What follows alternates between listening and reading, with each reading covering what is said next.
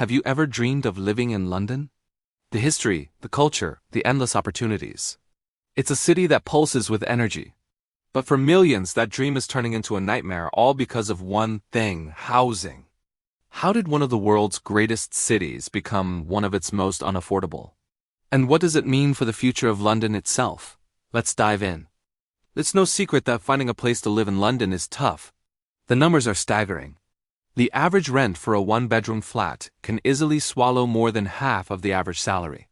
Forget buying, the average home price is now over 14 times the average Londoner's annual earnings.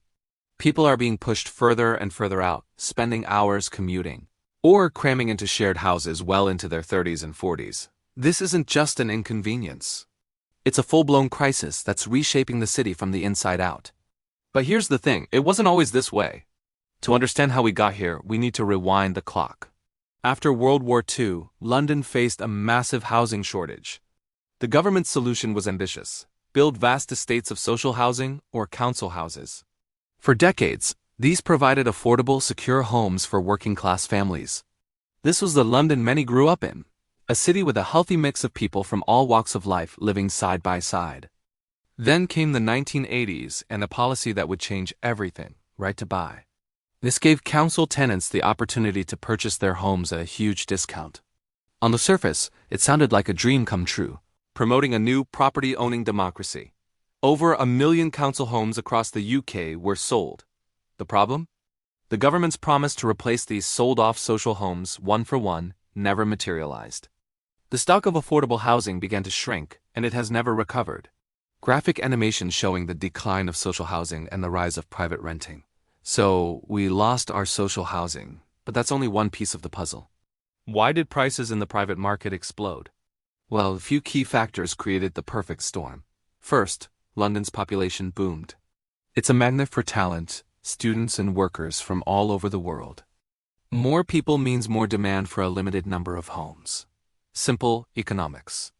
Second, London became a safe haven for global investment.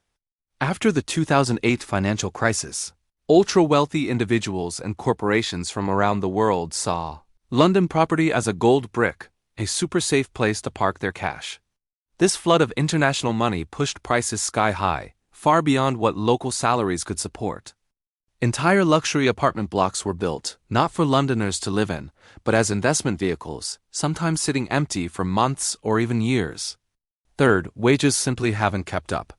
While property prices and rents were shooting for the moon, the average person's paycheck barely budged. This widening gap between income and housing costs is the very heart of the affordability crisis. It's not that people aren't working hard enough. It's that the system is broken.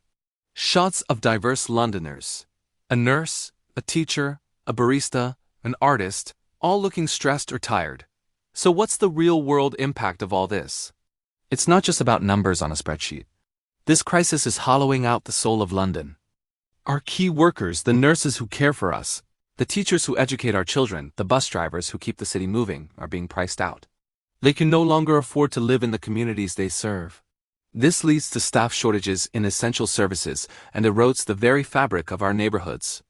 Young people, the lifeblood of any vibrant city, are putting their lives on hold. They can't afford to start families, save for the future, or even have the stability to build a career. The creativity and dynamism that London is famous for are under threat as artists, musicians, and entrepreneurs are forced to leave. The crisis also deepens inequality. Those who already own property have seen their wealth multiply, while renters are trapped, spending a huge portion of their income on rent with no hope of ever owning. It's creating a tale of two cities, one for the super rich and one for everyone else struggling to get by. The diverse, messy, brilliant mix that made London.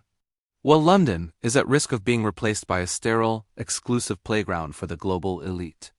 Transition to a more optimistic tone with shots of community meetings, new sustainable housing projects, and policymakers. So is London doomed? Is there any hope? Absolutely. But it requires bold, decisive action. People are fighting back. Tenant unions are organizing to demand better rights and rent controls. Campaigners are calling for new taxes on empty homes and foreign-owned properties to curb speculation. And there's a growing consensus that the only long-term solution is to build. But not just build anything.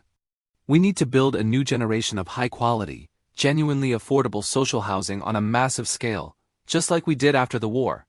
Some innovative solutions are already emerging, like co-living spaces, community land trusts, and new modular construction techniques that can build homes faster and cheaper.